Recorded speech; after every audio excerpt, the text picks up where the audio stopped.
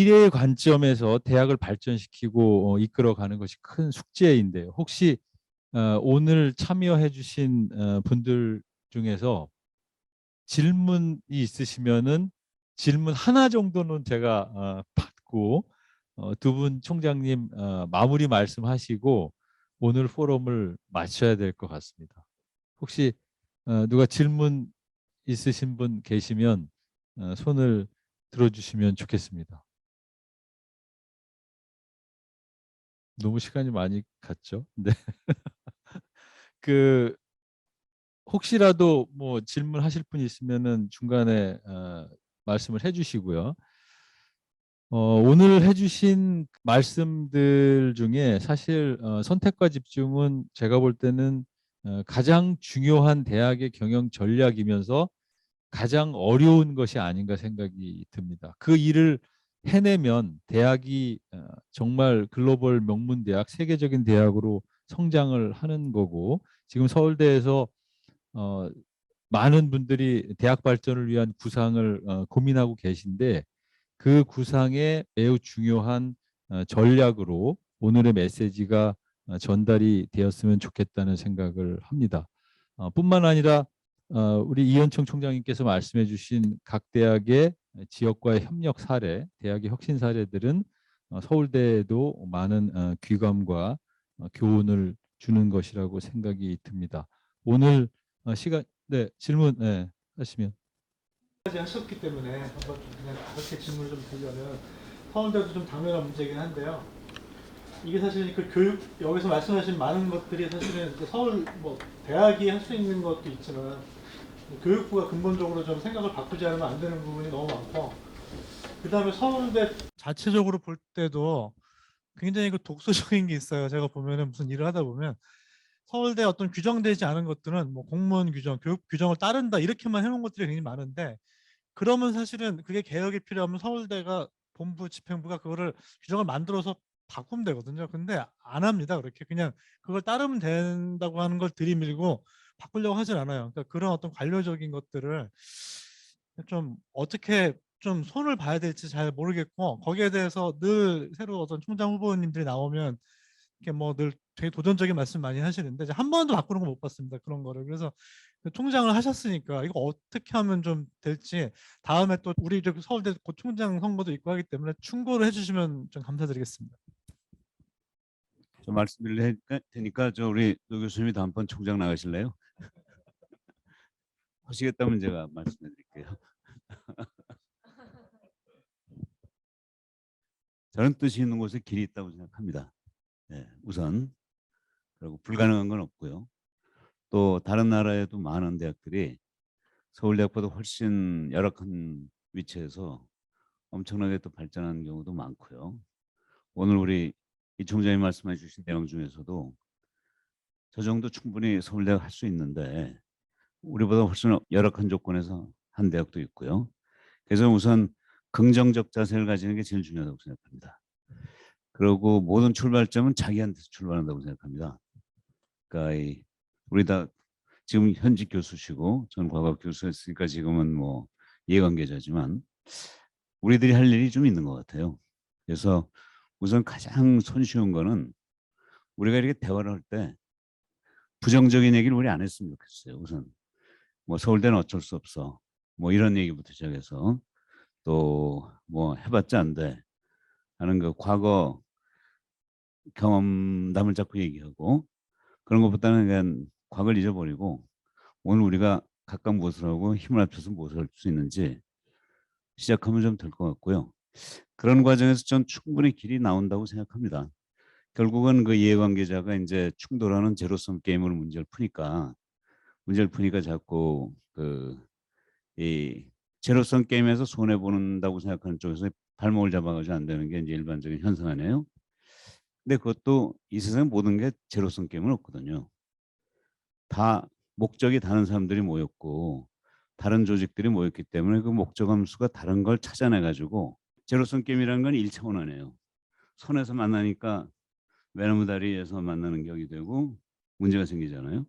근데 이해관계가 다른 순간 이게 그 2차원, 3차원, 거의 다차원 게임이 되잖아요. 그러면 거기서 양자의 목적이 달성할 수 있는 방법이 반드시 나오고, 저는 교수와 학생들, 직원 선임과 뭐 교수들, 뭐 내부와 외부, 여기서도 전부 이해관계하고 추구하는 목적이 뭔가를 정확하게 찾아가지고 그 차이점을 찾아내면 그 차이점에서부터 해법이 나온다고 봅니다. 그래서 저는 우선 여러 가지가 있다고 보는데, 뭐 구체적인 예가 있다면 전 충분히 우리가 함께 고민하면 얼마든지 만들어낼 수도 있고, 뭐 여러분이 하나 찾아내시면 우리가 한 5분, 10분 하면 전 반드시 나온다고 봅니다.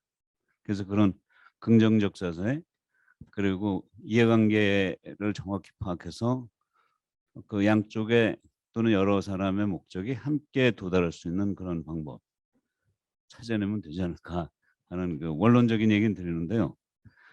구체적인 방법, 어떤 이슈 한번 내보시면 뭐 저 혼자서 못 찾아도 여기서 대화에서 찾아낼 수 있다고 저는 확실하게 믿습니다. 예. 네, 감사합니다. 혹시 우리 이현철 총장님 마무리 말씀이나 또 의견. 다 말씀을 해주셨는데 제가 보니까 제가 사실은 두 대학 총장하기 전에 이제 한국대학교육협회에 있었습니다. 거기에서 있으면서 한 2,000명 총장님과 같이 일을 했어요. 2,000명 정도 총장님과 일을 했는데 그 과정에서 총장님 고민은 비슷합니다. 지금 질문하셨듯이 어느 날 국회 교육위에서 저한테 질문을 했어요. 어느 의원이 우리 대학의 자율성에 대해서 어떻게 생각하십니까? 저한테 물었어요. 그래서 제가 답을 이렇게 했습니다. 정부에서는 대학의 자유를 다 주었다고 하고 대학은 정부로부터 자유를 받은 게 하나도 없다고 한다. 그렇게 답을 했어요. 그러니까 명답입니다. 그렇게 얘기하더라고요. 그래서 지금 우리 대학들이 가장 직면한 어려움 중에 하나는 자율성 문제입니다. 그래서 아주 너무 관료화되어 있고 특히 국립대학 대단히 미안합니다. 그래서 대학은 3원 체제거든. 하나는 학생 3인 체제, 학생, 교수, 교직원. 이 세 개의 이해관계가 다 달라요. 그래서 이걸 조율을 잘 해야 되는 그런 문제가 있는데 이해 당사자가 다 이해가 다르기 때문에 그것 자체가 어려운 거죠. 또 두 번째는 이인 체제라고 하는 것인데 하나는 뭐냐 하면 그 중에서 대표적으로 이제 중요한 것 중에 하나는 기능 체제하고 지원 체제가 있어요.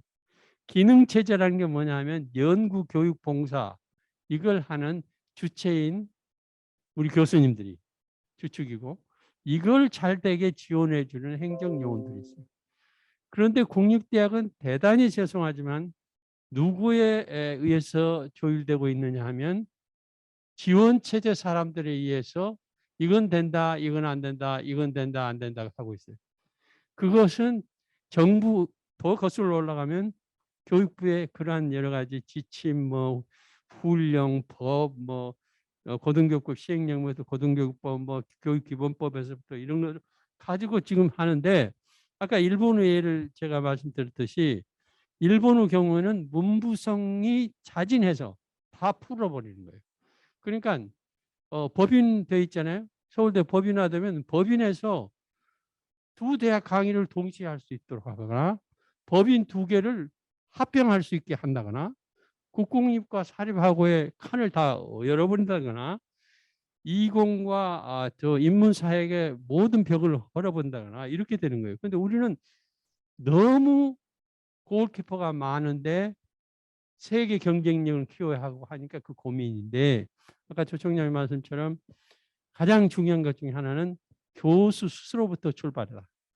내과, 내 학생, 내 전공 이것부터 내려놔야 되고 그래서 이것부터 내려놓기 시작하면 많은 변화가 일어날 건데 그거 쉽지 않다 이런 얘기예요. 그래서 제가 개인적으로 생각은 대학의 자율성은 스스로 확보해야 되는데 스스로 확보하는 데 역량이 조금 미흡하고 왜냐하면 스스로 확보 못하면 밖에서 감독하기 마련 아니겠어요? 그다음에 밖에서 감독한 내에서도 스스로 할 수 있는 부분이 많아요. 이걸 전문 용어로 얘기하면 상대적 자율성이라고 해요. 그러니까 주어진 법 테두리 안에서 할 수 있는 게 많아요. 그러면 그걸 가지고 해야 되는데 그 주체는 누구냐?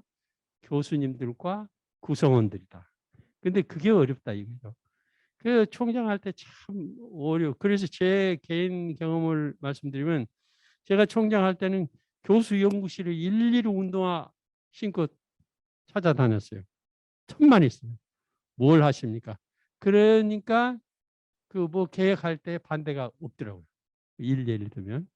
그래서 여하튼 말씀이 너무 길었습니다만 예, 교수님 스스로도 바뀌어야 되고 벽허는 문화도 있어야 되고 대학이 본질이 무엇인지에 대한 이해도 있어야 되고 법 테두리 안에서 운신의 폭을 최대한 극대화할 수 있는 정책적 묘미도 있어야 된다. 이게 답입니다.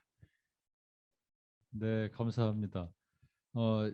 더 시간을 저희가 갖기는 좀 어려울 것 같고요. 오늘 좋은 강연 그리고 좋은 가르침을 주신 우리 두 분 총장님, 조동성 총장님과 이현총 총장님께 감사의 박수를 부탁드리겠습니다.